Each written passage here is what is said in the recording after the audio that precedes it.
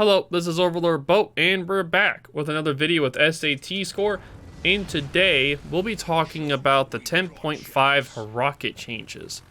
And we'll be seeing if these rocket changes were good for the game, or if it made it worse for the game. And to start us off, I'll let SAT score carry us in. Alright, to give a background of what we're talking about, in 10.5, Wargaming has gone through with the rocket changes, and they've considerably overhauled how the rockets attack. You would basically hover the reticule over the intended target, you line up the shot, and when you clicked on it, the rockets instantly go out, and about 1 to 2 seconds later, you hit the target. Pretty straightforward. In the new system, they've added a strafing animation to the attack run. So what happens is a two-step process. First, you will start the attack run, and then you'll have the same green reticule you put over where you think the target will be, which then will start a strafing animation, and after a few seconds, depending on the CV, the rockets will then attack. Effectively, this adds about 2 to 4 second delay to the attack run. And it also shows where the rockets are going to strike. In theory, Wargaming's theory is that this will help attentive destroyer players try and dodge, since they can now anticipate where the attack is coming from. And gives it a bit of challenge for the CV to attack, because now it's no longer a point and click kind of maneuver like it was beforehand. So, after testing this on a couple different CVs, in this game I'm using the Audacious. She's heavily reliant on her rockets to deal with the destroyers. And theory, it's supposed to make destroyers considerably more effective against carriers. If they're able to dodge the rockets, then the CV's damage output is significantly decreased. In this game, I would attack another O7 member, and I would attack a Marceau. In theory, the French destroyers should be able to dodge the rockets a lot better due to their higher speed, and against the O7 player, they know how to minimize damage. But in both cases, I was able to deal some damage, and in the Marceau's case, I was able to do about 7-8k in one run, which is kind of silly if you think about it. Yeah, that 7 to 8k was pretty heavy on that Marceau. But you are significantly better at CVs than most of the WoW's community, so there's also that. Yep. I expect most of the initial difficulties for CV players is just trying to transition from that one step to a two-step attack. Because that threw me off for the first couple of games where I'm like, okay, if I go with the normal lead, then I don't account for the delay, which kind of creates an awkward moment, and I watch as the rockets will undershoot the enemy. But after a few games, I was able to adjust, and as you can tell, I was not having too much problems hitting destroyers. I don't know if the Marceau was able to... The Schultz was able to kind of dodge and minimize the damage. The Marceau didn't really take any evasive maneuvers, so I don't know if he acknowledged the rocket change and tried to dodge at all. So the rockets does affect all classes, or at least all CVs that have rockets. Some to varying degrees, some are more affected than others. Rockets that are primarily attacking larger ships like cruisers and battleships, I find these are not as much affected because you're attacking bigger targets and they have less ability to maneuver. So you're going to hit them regardless of their ability to dodge.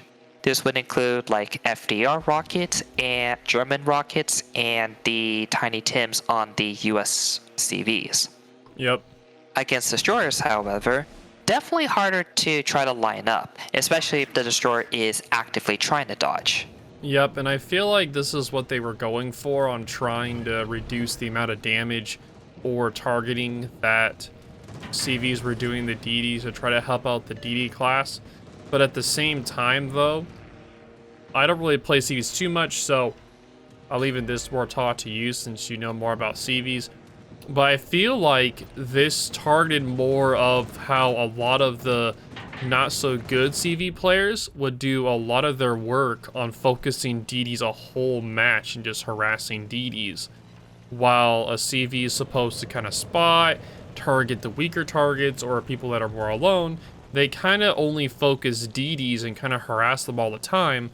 while instead a better CV player would kind of target on everyone and be more open on who they targeted. Mm-hmm. For the better players that are more general in their oppression, the nerf isn't really that significant. Like, you're gonna probably see them hit cruisers, battleships a lot more, at least a lot more than your average player. So they can farm damage and be very effective in where they place their damage. Definitely hitting destroyers is a good way to win games, but you do need to be able to hit all classes in order to be considered a good CV player.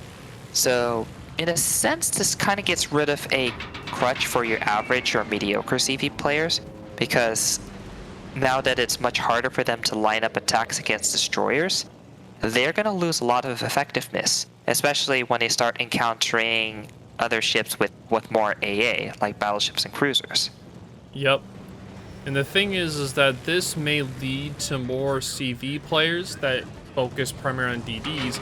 They may start focusing more on cruisers and battleships, so this may lead it to where we say may see another increase in DD players, which you've already been seeing, because right now BB players are kind of on a low right now, with the cruisers and DD players on the high for the NA, due to the meta that's been going on where it's really passive.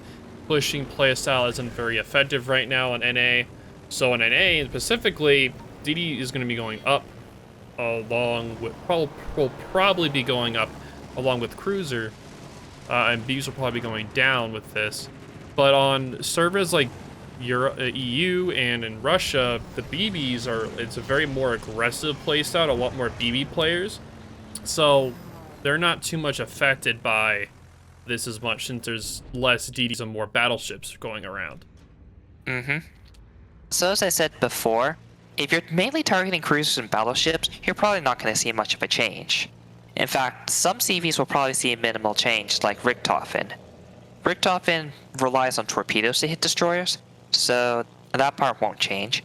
FDR is mainly going to use its level bombers against destroyers, and the rockets are reserved for kind of bigger squishy ships.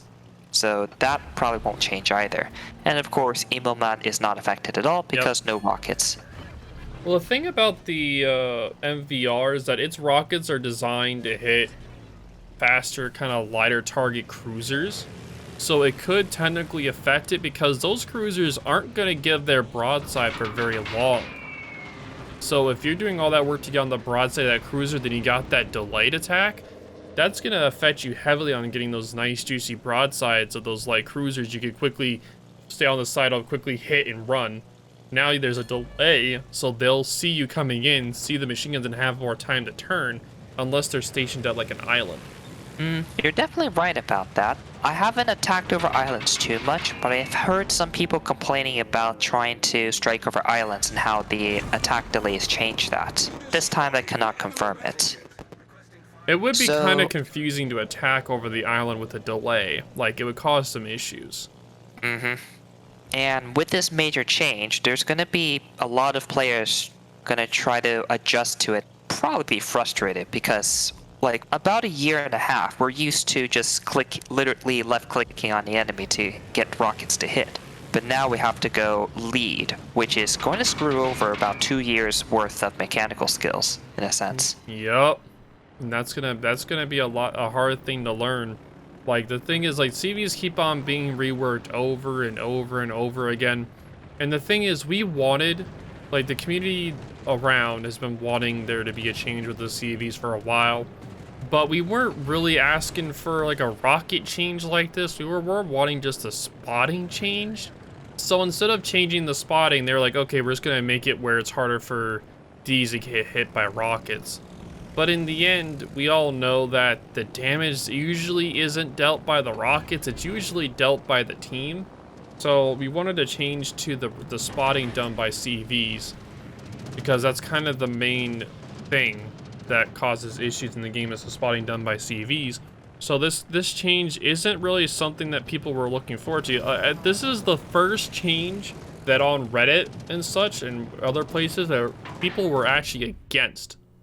There were a lot of people against this change, compared to, like, everyone's like, yes, CV nerf, yeah. People were like, no, For some reason, there was a lot of people saying no, which is the first time I think I've ever seen a CV change where people were screaming no instead of yes, which is very odd indeed to me.